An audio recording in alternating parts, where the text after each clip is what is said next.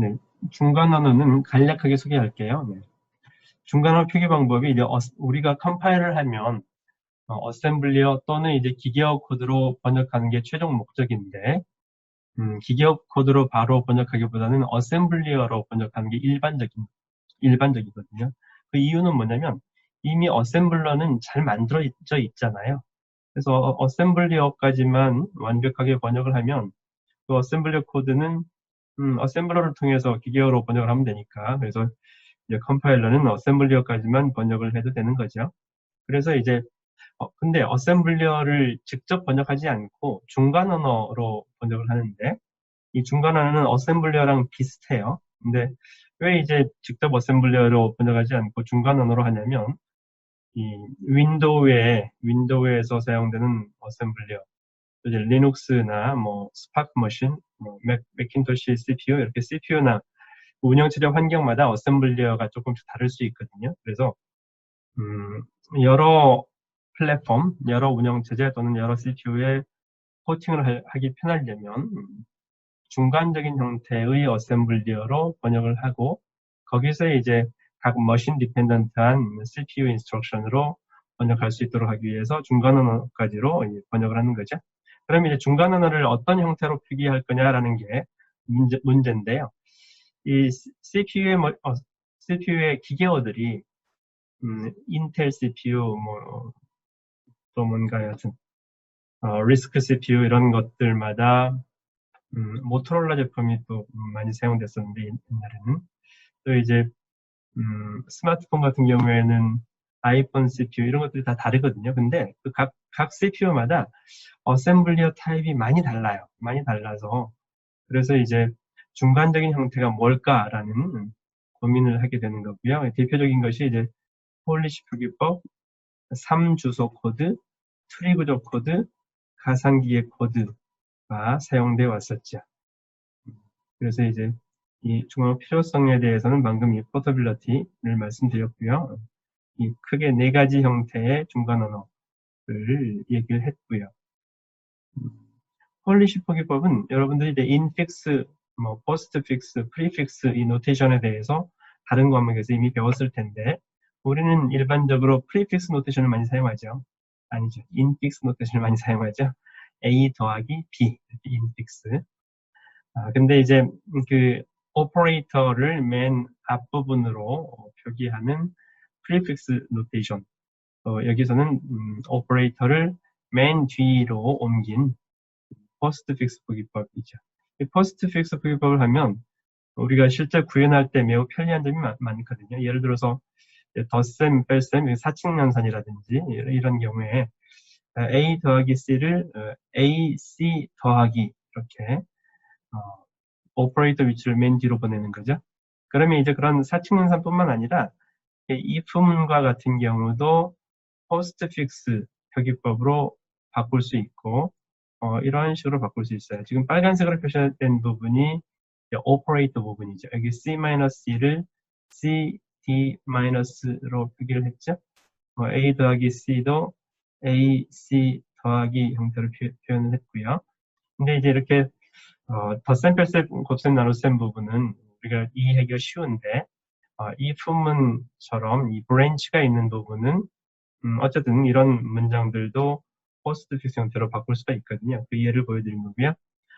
뭐 여러분들 알다시피 포스트 표기법은 폴리시 표기법이라고도 하죠.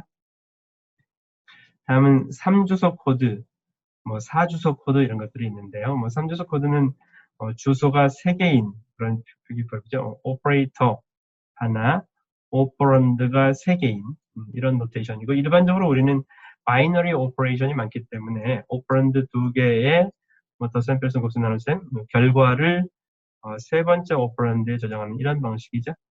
이거 쿼드러플이죠. 쿼드러플 먼저 설명했네요. 오퍼레이터 포함해서 4개이기 때문에 쿼드러플이라고 하죠. 트리플 코드는 오퍼런드 2개만 있고요. 결과는 뭐 앞에 오퍼런드에다가 저장할 수도 있고 뒤에다 저장할 수도 있고, 그건 이제 정의하기 나름이죠. 뭐 인다이렉트 트리플이라는 방식도 있고요. 그 예를 간단히 소개를 한 거죠. 뭐 A는 B 더하기 C 곱하기 D 나누기 E, F는 C 곱하기 D, 이런 수식을 쿼드러플 방식으로 표현해 본 거고요. 트리플 방식으로 표현해 본 거고요. 인다이렉트 트리플은 이 포인터를 통해서 이렇게 이제 1의 결과, 2의 결과 이렇게 인다이렉트로 하게 되면 같은 연산이 있는 경우에 공유할 수 있다는 그런 장점이 있죠. 네, 다음은 트리 구조 코드인데, 트리 구조 코드는 여러분들이 abstract syntax tree, 그러니까 서브 트리 형태로 오퍼레이션을 정의하는 그 pass tree에서 이 AST를 얘기를 했었는데요. 그 AST, 그 서브 트리 자체를 중간 언어로 정의를 하는 거죠. 그런 방식이고요. 그래서 그렇게 얘를 지난번에 AST에서 얘를 봤었는데요. B는 A 더하기 1을 하면 이렇게 이런 형태로 표현하는 거고요. 더 센 부분 코드가 add A1이고요. assignment B는 assign 더 센 결과가 되는 거고요. T칸이라고 하는 것은 트리 구조 코드를 실제로 이제 컴파일러 제작하는 사람들이 구현할 때 실제 그 예를 보여드린 거고요. 다음 이제 요즘 많이 사용되는 가상기계 코드인데요. 이 가상기계 코드는 자바의 바이트 코드가 가장 대표적이죠. 물론 자바 이전에는 P 코드, U 코드, EM 코드라는 이런 가상기계 코드들이 사용이 됐었고요. 파스칼의 P 코드 예를 보여드린 건데 자세한 것은 굳이 설명할 필요는 없을 것 같아요. 여러분들이 이런 작업을 할 일은 별로 없으니까요. U 코드는 스탠퍼드에서 컴파일러 시스템 만들면서 정의했던 그런 가상기계 코드가 되겠고요. 그 예들을 좀 보여드린 거죠. 바이트 코드는 자바의 바이트 코드를 설명한 거고요. 이건 이제 JVM에서 실행되는 스택 베이스드, 물론 이제 이 가상기계 코드는 모두 다 버추얼 머신을 하나 이론적인 버추얼 머신이죠. 그걸 상정을 하고 거기에서 실행되는 그런 가상기계 코드를 만드는 건데 바이트 코드 같은 경우에는 실제 자바에서 구현이 되었기 때문에 물론 자바에서도 그 버추얼 머신이 JVM이라고 하죠.